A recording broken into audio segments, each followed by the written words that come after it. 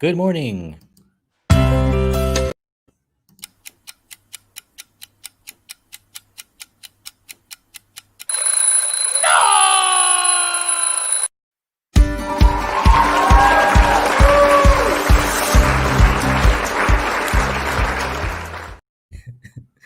Good morning, everyone.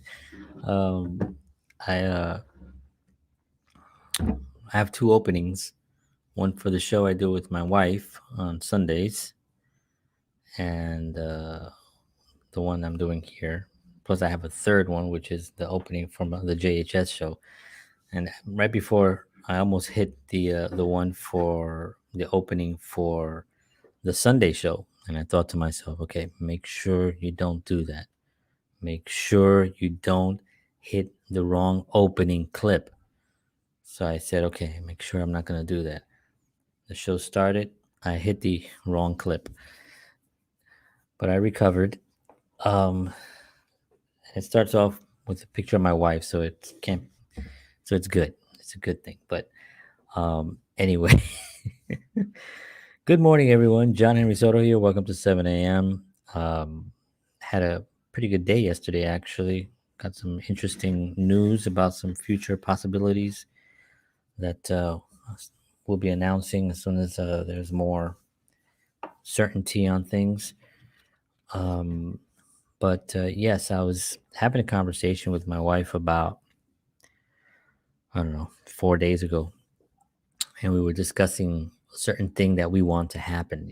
Sometimes there's certain doubts in life, right? You have, that part of your mind, right? We call it the reactive mind that just operates kind of like really stupidly. It operates to try to protect you so you don't get hurt in some way. Um, but it just actually tries to protect you by telling you you can't do something because God forbid you don't do it or you're not successful. Or people talk about you, and this whole thing going on in our minds. So we were talking about certain things regarding that and about certain goals that we're trying to achieve in the next, you know, this year in particular. And so I remember asking her, and we had the same kind of conversation in the past a few times. And I've always been an optimistic person growing up where I grew up.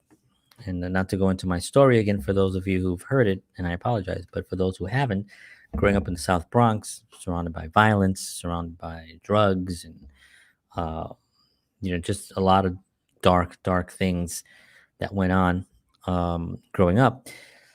It was hard for me when I left to go anywhere else where I felt bad. I just always felt pretty satisfied where I was because I've just I've been rising up to a better existence, and my situation now is amazing.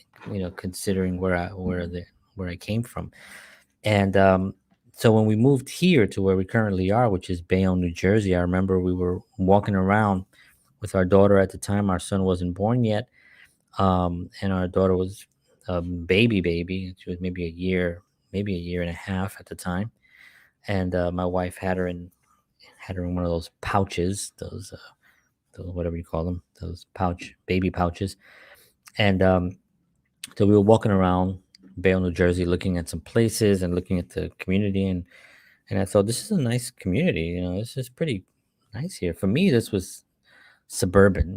This was suburbia, uh, 101, but obviously it's certainly not. It's close to the city. It's a walkable city. It's a really nice city. We have a good mayor. We have a pretty much everyone at City Hall, is pretty cool. Wants to do stuff, and I was like, this is a pretty seemed like a it felt like a really nice place at the time. And I remember standing at the bus stop with my wife and saying, asking her because she was still in doubt. And I don't know if is it regarding this and that. We had certain challenges that we had to overcome during that time, and eventually, at some point, we'll talk about all these. But we had certain challenges, but I remember asking her, and I said, "Do you want to live here?" And she said, "Yes." And I said, then that's it. That's the decision. We've decided that's what we want. And I remember high fiving her. Well, she's really tall, so I'm like high fiving her and telling her, okay, then that's it. We went back to New York, and we were here. Within a couple of weeks after that, we got the apartment we wanted, um, with the amount of rent that we wanted to pay at the time, much less than what we were paying in New York, almost $300 less than what we were paying, and it was just a real great opportunity for us to be here, and it really did change my life being in being here, in Bayonne, New Jersey, and I think we had the same conversation the other day, um, where and obviously we've improved our on this and throughout the years and stuff, but you still run into it every once in a while, and you still feel certain doubts with whatever, but um, and I asked her, regarding the thing, because we're not really announcing anything right now, but regarding the thing, do you want to do this? Is this a? She was like, yeah, yeah, I do. Okay, then that's the decision, and that's what we're gonna do. And now we just have to stay up, up tone and positive, and make sure that we continue to support each other and all the whatever speech I give. I tend to become you know Gary Vaynerchuk when I'm except I don't curse as much, but I tend to become him when I'm in the house motivating and you can do it, you can do it. And sure enough, yesterday we got the news regarding that thing that we wanted. And I'm sorry to keep everybody in mystery. I don't mean to do that. It's just I wanted to talk about it because of the actual current, because of what we're going to talk about today. But at the same time, I can't really. We're still not there. But some big news happened, and we're just gonna keep moving on that with that energy. Keep moving on with that flow, and that's what I said. I said, "This is how it is." And I remember growing up in the Bronx and thinking to myself, somebody asked me once on the train. I was a teenager, and we're hanging out, whatever, and I was just like not happy in school. I was not happy with so much stuff that was going on in my life at that point. I mean, at 16, some of the concerns that I had, we really shouldn't have at 16 or ever. But this was what were the situation that we were in. And I remember on the subway, somebody asked me, "Well, what do you want?" And I remember I just said, "I just want to be happy." And I remember this friend of mine, still a good friend of mine, um, he looked at me and he just kind of went, "Okay." He just kind of acknowledged it and said, "Okay." And I remember I felt heard, I felt acknowledged, I felt, because it was really a complicated question, if you think about it too much. But I didn't think about it much. I just remember thinking, this is all I want, is to be happy, you know. And that sounds so simple, How do you get happy? What's happiness? Is happiness the the job you have? Is happiness the partner you have? Do you think finding the right partner is going to bring you happy happiness? Do you think the having the right job, making the right amount of money is going to make you happy? um, well, it's not. Happiness comes from within, right? It's an inside job. It's something that you have to kind of first confront yourself and figure out who you are, and that's a complicated thing as well. It's not simple. But one of the things that you can do, which is the topic that we're going to discuss today, is you can find a philosophy, a religion, uh, a technique of operating spiritually, something, anything. Um, and if you're not a spiritual person, there can be a physical thing, something that makes you feel good physically. Maybe it could be eating well, maybe it could be um, working out. One of those things can be your thing, right? But it's got to be it's got to be extremely strong.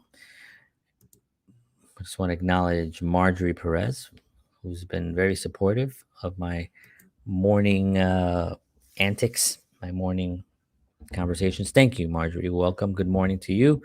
And we're talking about, Yesterday we talked about making the time for personal development and enhancement. Today we're going to talk about what those things are and what you should be looking for um, in a therapy or in a philosophy or in any kind of method of spirituality. And basically, it's a product. That's the bottom line. It's what is the product that you're intending to achieve. So if you want to go from A to B and you know B is where you want to go, so that's your product. B is your product. So now what are you going to do to get there? What is going to motivate you to get to B? When you get to B, the thing you did is your thing that's going to get you there because you got the product. If you never get the product, then you don't have a right philosophy. That's what you have to look at. If you're always struggling for that same product, whether it be a relationship, whether it be money, whether it be the right job, the right group of people to belong to, um, whatever it may be, if you're constantly struggling, and I mean years and years and years of trying to achieve, then you don't have the right philosophy. You don't have the right method. Maybe you need more religion in your life, whatever that religion may be. Maybe you need more uh, better motivational friends around you. Maybe you have someone in your environment that's suppressive and trying to make you feel less than who you are, and you haven't found that yet. Or it's someone that's so close to you that it's difficult to disconnect or push them away. It could be a relative, it can be a spouse, it can be a partner of some type, um, a friend, a coworker. It could be so many different things that when you make that decision to push away this individual, your life will blossom, and you might not even know how incredible your life can be if there's one entity that's away from you. You just may not realize it. So number 7 that I'm going to show now is called find a solid platform for life that works for you and you are willing to die for. It can be a religion, a faith, belief, or a philosophy of life that gives you the tools. That's the key thing, to improve your conditions and help you reach your goals. So tools are really, really overlooked a lot. Like, what are your actual methods? With religion, you can go to church, you can pray, right? Um, there's a lot of different things that you can do, but with prayer, there's also a responsibility to action, to doing something, to go and have a list of accomplishments that you're trying to achieve, and that really becomes, again, the product that you're reaching out for. What exactly are you doing to get that? You can go to church, you can pray, right? In my church, we study. Right? We study a lot of books, and we do courses, and we do practicals, and we apply it. But that's a key element, applying it. You can apply it on a course if you're studying and you're reading it, like we do, right? We're doing right now what's called extension courses. We do them from home, and we send our lessons in, and they get graded, and then if we're off on something, or it's not, we're misunderstanding something, we get told, okay, why don't we reread this section again, and see if you can better duplicate it. And that's what we do. We go back. So there's a lot of that going on, right? But at the same time, if you're reading and you're sending in your lessons and you're getting 100%, and then you put the book down, you walk away, and you don't apply those tools, then you're not getting the product that you're out for, that you're going for. It's like that with any philosophy, any religion that you go to. If you go there and you pray and you meet people and you talk to the pastor or the priest or whatever spiritual leader, or you go to, and you're not getting results because you're not following what the after you go, after the prayer, right, after the church, after the service, you're not applying what you've learned. If you're not, then that's where you have to really, it's applying the tools. It's applying the tools. And right here, so you have to have a religion, a faith, a belief, or a philosophy of life that gives you tools to improve your conditions and help you reach your goals. Now, how do you know if your conditions improved? Well, that's where you can put graphs, and you can get very involved in your life, and this is what I tell people all the time: get involved in your life. Don't just let your life happen to you. You happen to your life. You create your life. You go out and say, today I'm going to do A, B, and C. And if you only get A done, it's okay, because you have a list. You know that B comes next. The next day you go to B, and the next day after that you go to C. If you can do A, B, and C in one day, fantastic. Then you start with D, and you start with E, and you keep this list going. And you're constantly working on improving not just your life, but the lives of those around you. And because that's how we're going to be able to save this planet. Um, I believe that the artists are going to rise at some point. I know that there are a lot of artists right now that we look towards that are for certain things that I'm against, and it's sad when you see that, because coming from where I came from, I understand the how important it is to really work for something, and how easy it is to get things for nothing. And so I'm against certain things, but I still believe in my heart that the true artist, is going to be sitting back one day and looking at certain things that are happening in the world and say, you know what, this doesn't feel right. I don't feel right about this. Lester Green, good morning. Thank you. I just don't feel right about what's currently happening right now, and I want to rise above. And how does an artist rise above? By creating more art, by creating a beautiful space around them, by helping other people create art, by making sure that's safeguarded, that that you've safeguarded your environment where art can be created, where you're not suppressed by anyone or anything. Um, and that's how an artist does it. And I really believe that an artist will save the planet, because they have in the past, and they'll do it again, along with really good people that are here for a purpose, and the purpose is to help humanity. Um, and that's where the philosophy comes in again. That's where number 7 comes in. You have to find a solid platform for life that works for you, and that you're willing to die for. It's got to be that important to you. I mean, it has to be that important to you. You know, it can be a faith, it can be a religion, a belief, or a philosophy of life that gives you tools. Again, that's the important thing. You have to have tools to improve your conditions and help you reach your goals. Um, you know, you can go, and when you get home, um, make a list of things that you want to accomplish. The the way that you accomplish those things on that list are going to be done by the certain tools that you are, whether there's discipline, where this right now that I'm doing right now, this getting up, this is a tool. This is a tool that I'm using, because I'm communicating with people, that anyone that's willing to listen. I'm communicating with people that I care about, and even those that are against me, or have we have different philosophies, or different viewpoints on certain things in life. It's still fine. I'm still communicating. I'm still reaching out, right? But it gets me up early in the morning, right? I'm disciplining myself, and I said, well, how can I discipline myself? I have to start getting up earlier. You know what? I'll do a morning show. This way, I'm committed to something. I get up early.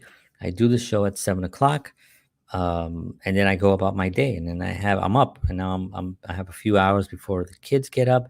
Pamela goes to work in about an hour, so I have another hour, before anything. The kids will get up soon after that, or if not before that. But it gives me this chunk of time where I can start working towards things, and that's a tool that I have, and that's a discipline tool, right? That's an ability to push down tiredness, because I am tired, and I do get tired, and I have long days. I went to bed last night at almost 1 o'clock. I got up at 6:30 actually, made my coffee, and here I am. And I'm gonna have a full day today. I have a lot of things to get done today on my list, and you know, and then just keep moving forward, right? It's like that Rocky speech, right? I should probably punch that up one day. It's that speech where Rocky gives to his son on the movie Rocky, I think, or Balboa. I can't remember which film it was, but it was a great scene, right? He talks about, you know, keep moving forward, right? No matter, it's not how hard you get hit, it's about how hard you get hit and you get up and you keep moving forward. That's how winning is done. But you got to be willing to take the hits, right? It's a wonderful, wonderful speech. If just type it in Rocky speech, it'll be one of the first ones that pops up. But everything he says in there is true, because it's not only about being hit by life, it's about being able, knowing that you're going to get hit and still doing it, still taking that risk because you're going to get hit. I know whenever I post something, especially this past year or 2020, um, I know that I post something that's going to trigger some people, and I know I'm going to get hit, but I'm willing to take that risk because I believe in what I'm saying, and whether uh, they don't want to look at the whatever facts I have, which they are facts. I never post anything without facts. Um, that's fine too. It doesn't matter to me. I don't care. I don't care. I'm willing to die for that belief that I have, and I'm willing to take the risk. And that's where it goes. If you're willing to take the risk and you got to keep moving forward, no matter how hard you get hit, because life will hit you hard, right? Um, and that's where we are, ladies and gentlemen. I want to thank you. I want to also reach out to anyone that's interested in, um, any help or any, with the lists that I come up with. I have certain methods that I use that I've spoken about on other shows of how I operate my days and stuff, and or my weeks or my life. um and for me, it's what works for me. Maybe it'll work for you. Maybe you can just draw a couple of the tools that I have and just use a couple of them and then take tools from here. That's how I build my, my system, is by, oh, I really like what they're doing, I'm going to use this. Oh, I really like what he's doing, I like what she's doing, I want to put all these things into a big melting pot. I'm going to mix it up, and that's going to be my system, and that's what I operate. And I adjust it accordingly as well as time goes on. But that's it for today. That is number 7 that we went over. We're going to talk about number 8, which is actually something that recently I've really have embraced a lot more. I think my wife as well. It's be true and honest to your partner, get them on your side, and helping you achieve your success. At the same time, help reach their goals too. You should never have to convince a partner or anyone to help you succeed. Um, so recently, my wife has started an art business, which I helped her out with the technical stuff on the computer, and she has wonderful pieces that you've probably seen somewhere. Some of you have seen. If not, you can go to her website, which is yourwholesomejourney.com, and check out some of her work. But we started that last year. I started this talk show that I do, JHS, last year, and we both really, really just supported each other in that, and it's been tremendous. And it just brought us a lot closer together. I think we had been drifting apart for many years, and at some point we'll talk more about that in depth. Um, but we had been not really seeing eye to eye on certain things, and I think this has just really brought us so close and given us a higher purpose. And we're really having really good days right now. We're, knock on wood, very, very fortunate about that. So that's what we're going to talk about tomorrow. And how do we do it? What do we do? What's our routine? How do we communicate? All that and more tomorrow on 7 a.m. Here at 7 a.m. um, Eastern Standard Time for anybody that's outside. It's always Eastern Standard Time. All right, folks. God bless you all. Take care of yourselves. Be good. I'll see you all tomorrow. And as always, peace.